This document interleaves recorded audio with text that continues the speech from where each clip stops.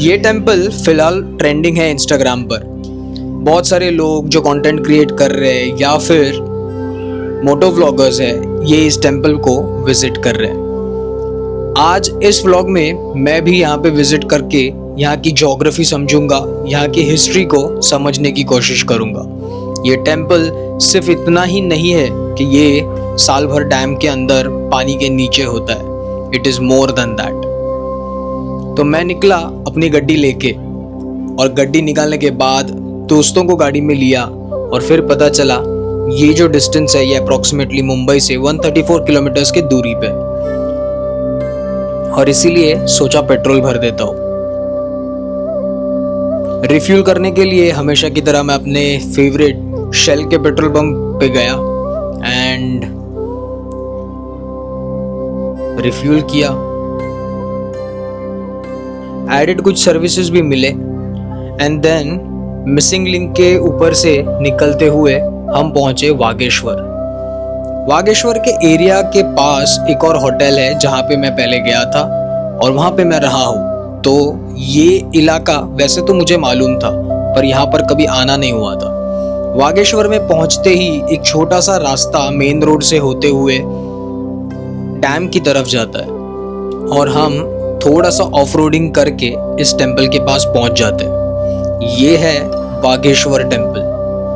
कहा जाता है चालुक्य डायनेस्टी में इस टेम्पल को बनवाया था। इसके कोई भी प्रूफ्स तो नहीं मिलते, पर यस, इसका जो ढांचा है, इसका जो स्ट्रक्चर है, उसके बेसिस पर कुछ आर्कियोलॉजिस्ट ने या फिर हिस्टोरियंस ने ये बात कही होगी। पर जब मैं गूगल पे सर्च करता हूँ तब ये चालुक्य एरा का वागेश्वर टेम्पल, ऐसे इसका नाम हमें गूगल पे दिखाई देता है। पूना से इसका डिस्टेंस 54 किलोमीटर्स है और मुंबई से 134 किलोमीटर्स। खूबसूरत से सह्याद्री से होते हुए रास्तों से आप इस टेम्पल के पास पहुंच सकते हो। ये एक टेम्पल है, इसे टेम्पल की तरह ही ट्रीट कीजिए, ना कि कोई कंटेंट क्रिएशन का सेट।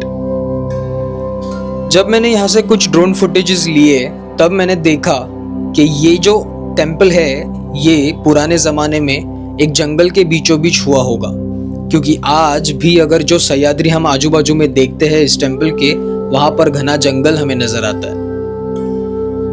फिलहाल क्योंकि यहाँ पर बैक वाटर्स है तो ये जंगल कम होते गए हैं और पानी एक्यूमुलेट हुआ है, और अभी फिलहाल तो विलास और होटल्स डेवलप हो रहे हैं, जिस वजह से यहाँ का फॉरेस्ट डेंजर में। इन्हीं सह्याद्री के बीचों बीच हमें कई सारे शिवाजी महाराज के किले भी नजर आते हैं, जैसे कि तिकोना फोर्ट, तुंग फोर्ट, और थोड़ी दूर पर हमें लोहगढ़ और विसापुर भी नजर आता है। अगर आप इस ज्योग्राफी से पवना डैम को माइनस करोगे तो 350 साल पहले जब शिवाजी महाराज थे यहाँ पर, तब ये एक जंगल का इलाका होगा, एक लैंड का पीस होगा। पर जब मैं इस टेम्पल के पास पहुंचा तब मुझे कुछ ऐसी चीजें नजर आई जिससे मुझे पता चला कि ये जगह पुराने जमाने में कुरुक्षेत्र रहा होगा। यहाँ पर जैसे ही मैं मेन एंट्रेंस पे इस टेम्पल के पहुंचता हूँ तो मुझे बिखरे हुए पत्थर नजर आते हैं, कुछ खूबसूरत से कार्विंग्स नजर आते हैं। इसी से पता चलता है कि ये टेम्पल कितना महत्वपूर्ण होगा उस जमाने में। पर डेवलपमेंट के चक्कर में जब यहाँ पर पवना डैम बना, इस टेम्पल को रीलोकेट तो नहीं किया गया due to lack of technologies, but इस टेम्पल को वैसे ही छोड़ दिया गया पानी में डूबने के लिए। आज यहाँ पर एक पुजारी है, पर इनके पास भी कोई रिटन डॉक्यूमेंट्स नहीं है। मंदिर के अंदर हमें कुछ पिलर्स नजर आते हैं, उन्हीं के सामने कुछ गणपति की मूर्तियां रखी हुई नजर आती है, और अंदर आते ही हमें वागेश्वर महादेव के वागेश्वर शिवलिंग के दर्शन होते हैं। ऐसे ही सिमिलर स्ट्रक्चर्स टेम्पल के हमें कई सारे किलों पे नजर आते हैं।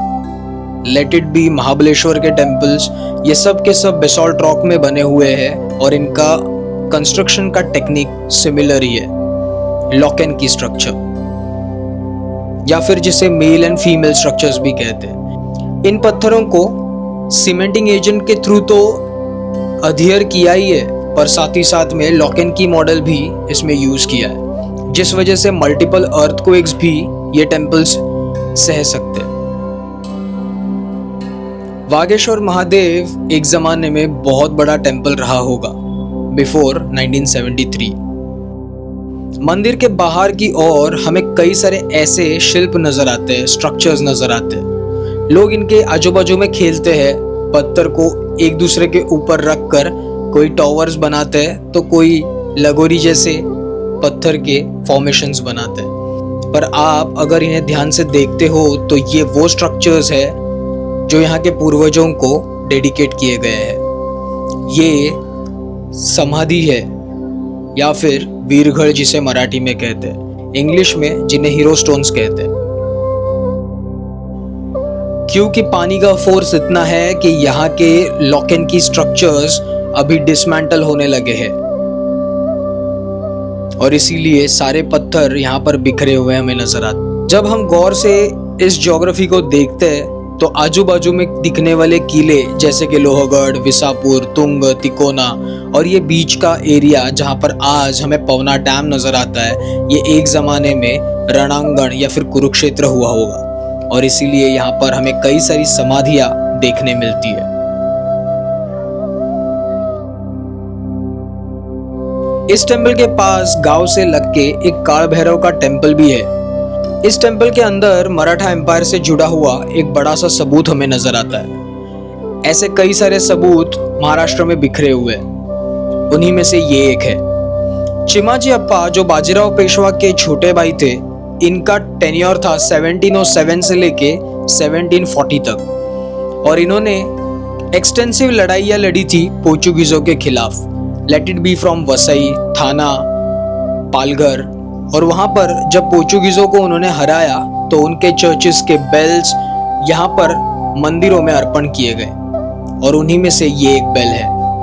तो ये मराठाओं का अपने धर्म के प्रति प्यार था। जो कन्वर्जन्स क्रिश्चियनिटी मिशनरीज करवा रहे थे उनके खिलाफ की ये लड़ाई थी, जिसमें चिमाजी अप्पा ने बहुत बड़ा रोल प्ले किया था और इसी का सबूत आज हमें यहाँ पे दिखाई देता है। पोर्चुगीज के क्रॉसेस और कुछ लिखे हुए सबूत इन बेल्स पे हमें दिखते हैं और ये बेल मंदिर में लटकाई हुई नजर आती है। काल भैरव का ये टेम्पल बहुत पुराना है और इसी के बाजू में हमें नया कंस्ट्रक्शन भी नजर आता है। कुछ सालों में शायद काल भैरव का मंदिर वहां पर शिफ्ट हो जाएगा, पर मुझे और भी कुछ पुराने चीजें यहाँ पे नजर आई जो आरती में यूज की जाती थी।